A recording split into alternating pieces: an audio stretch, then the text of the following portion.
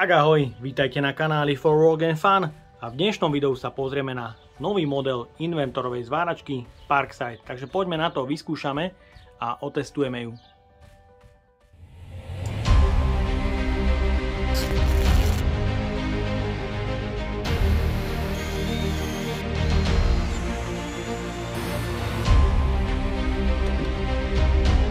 Ten Parkside je o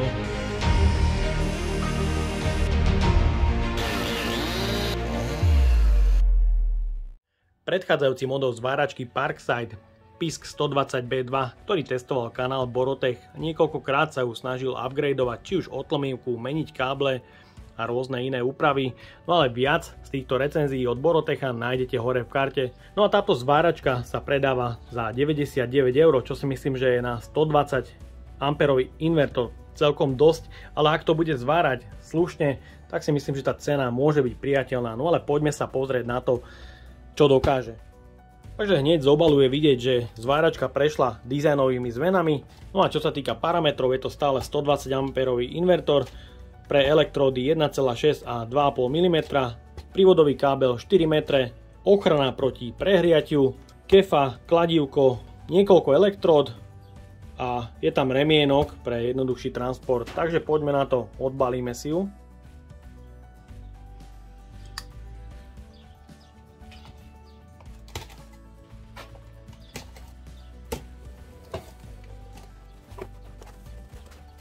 Takže hneď z hora v balení nájdeme takúto brožúrku, ktorá vás informuje o tom, že sa máte pred použitím stroja najprv zaškoliť.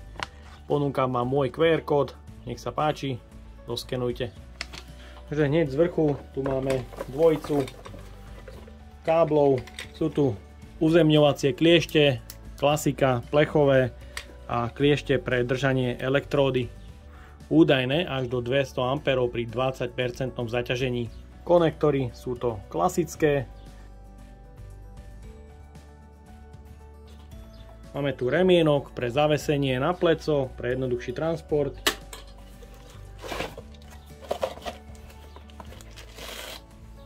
Takže balíček elektród.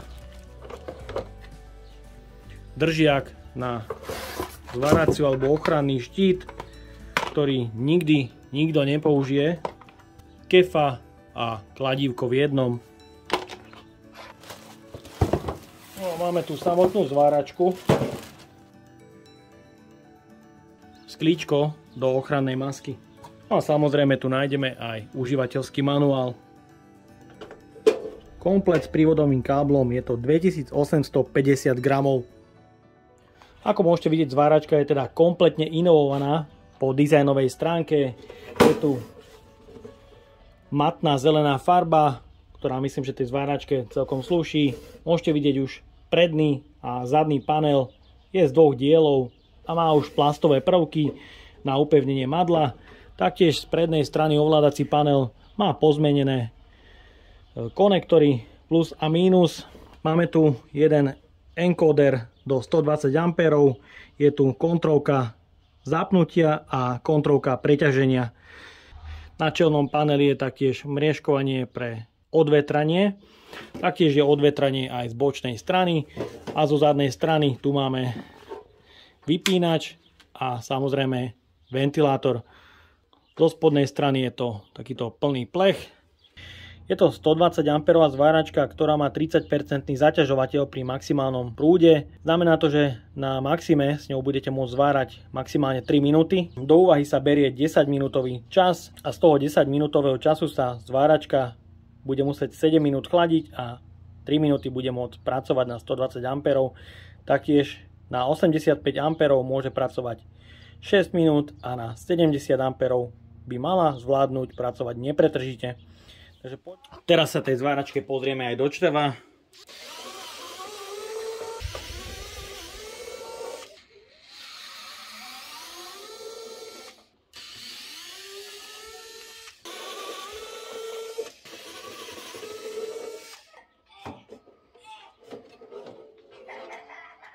Zváračka je teda otvorená a na prvý pohľad je vidieť, že vnútornosti sú úplne iné ako v predchádzajúcom modeli. Môžete vidieť, tá zváračka je takmer plná. Je tam niekoľko pasívov, cievok a je vidieť, že Je to úplne iná zváračka ako predchádzajúci model. No a pre tých, ktorí sa vyznajú do tejto technológie, ktorá je použitá v zváračke, môžete sa vyjadriť dole do komentára. No a ja vám ukážem aj z druhej strany samozrejme a nejaké detaily.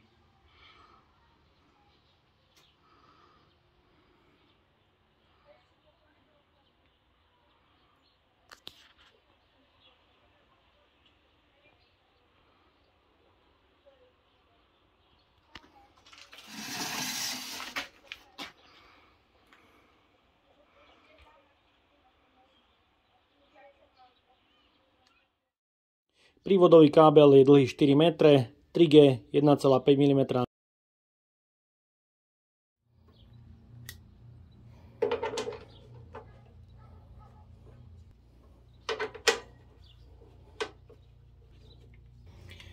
Zemniace kliešte a kliešte pre držanie elektródy majú dĺžku 2 m.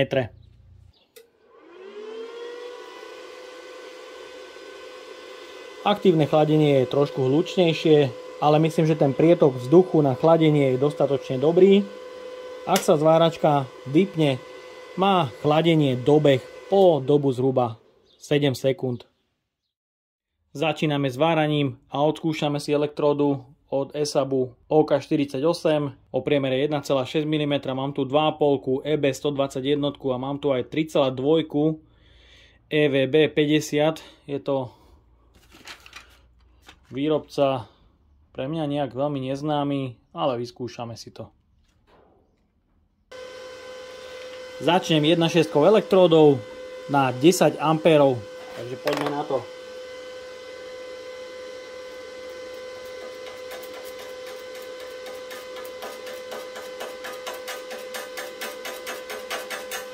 Na tých 10 A to iskry, škrtá, ale oblúk to nezapáli, takže zvyšujem na zhruba 25 A.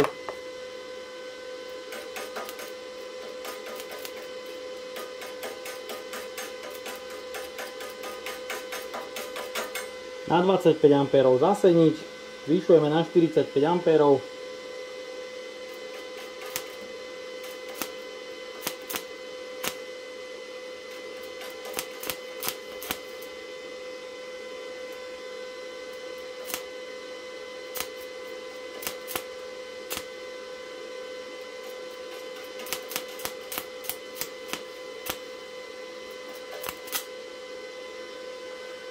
Takže na tých 45 A ešte zváračka nechytá oblúk. Nastavujem nejakých 55.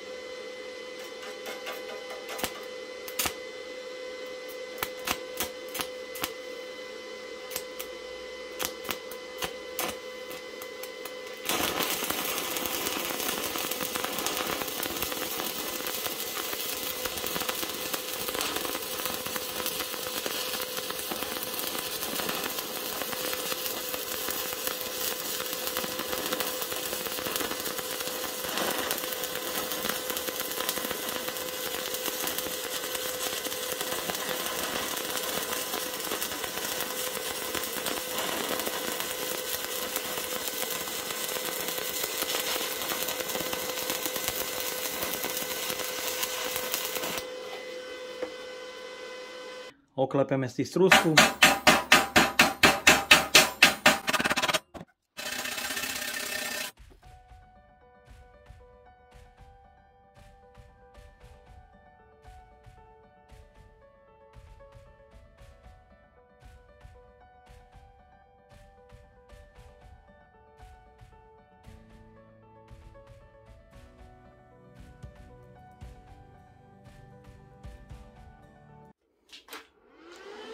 Pokračujeme 2,5 elektródov a taktiež pokračujeme od 55 A.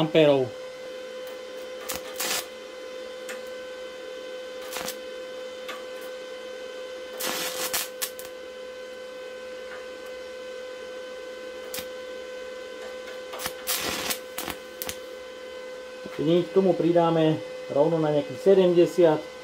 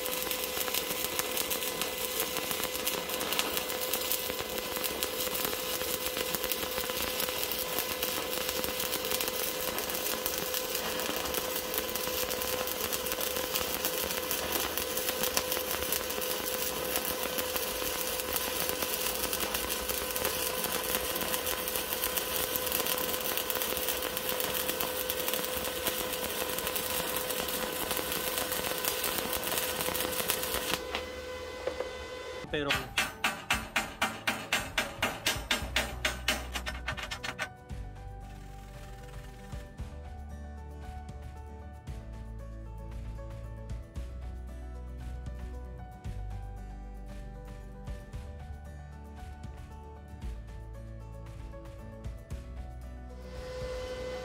Pokračujem elektródou o priemere 3,2 mm a ja mu z fleku nastavím maximum 120 A.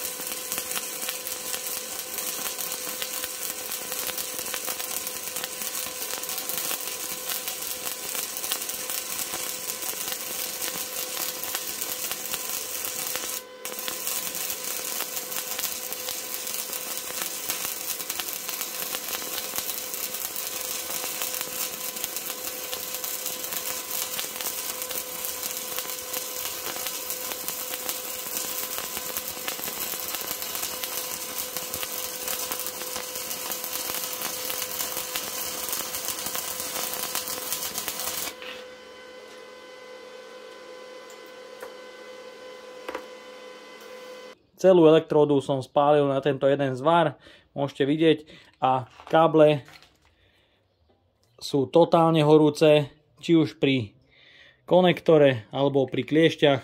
Tie káble sú totálne vrelé, sa topia doslova. Skúšal som to dvakrát, takže poďme si to oklepať.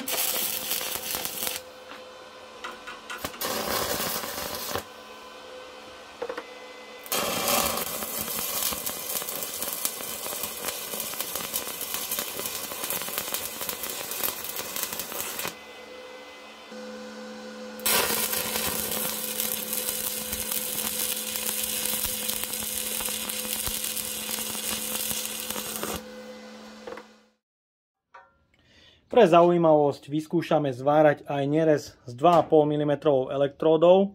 Nastavené ampére na nejakých 70, ale rovno pre trápenie mu vypnem na 90 A.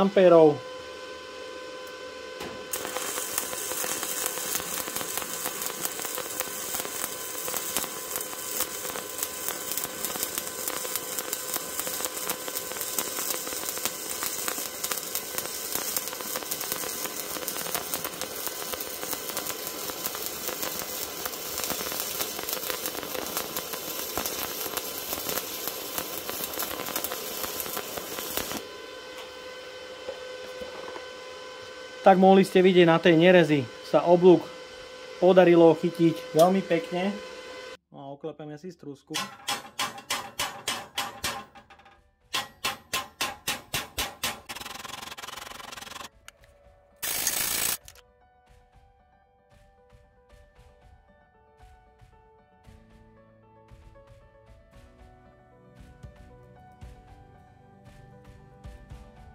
Nový model invertorovej zváračky od Parkside je určite vylepšený v každom smere. Je to vidieť aj na dizajnových stránkach a taktiež aj na výkonnostných, keďže mohli ste vidieť, tento model dokáže zapáliť aj elektródu o priemere 3,2 mm a oblúk držať úplne stabilne na maximálnom nastavení 120 A. Určite sa ale zahrieva a taktiež sa zahrievajú aj tieto kábliky, ktoré sú pribalené v balení. Určite by bolo lepšie ich vymeniť za nejaké kvalitnejšie a možno by to zváranie bolo ešte stabilnejšie aj pri nízkych amperoch. Je stabilná na 1.6 elektróde zhruba od nejakých 65 A a na tej 2,5 elektróde stabilne zvára zhruba na nejakých 80 až 90 A. Takže ak to potrebujete primárne na zváranie s 2,5 elektródov, nie je to zlé, ale zapaľovanie pri nízkych amperoch je trošku problém a musíte opakovane škrtať. No a taktiež ste mohli vidieť, vyskúšal som zapáliť aj elektródu na nerez a podarilo sa úplne perfektne. No a ja dúfam, že sa vám dnešné video páčilo. Ak by ste ma aj vy chceli podporiť finančným príspevkom, dole do popisu vkladám link na PayPal Donate. No a odo mňa je to na dnes všetko. Ak sa vám toto video páčilo, dajte like, potvrďte odber a zvonček, aby vám už neušlo ďalšie video. Ahoj!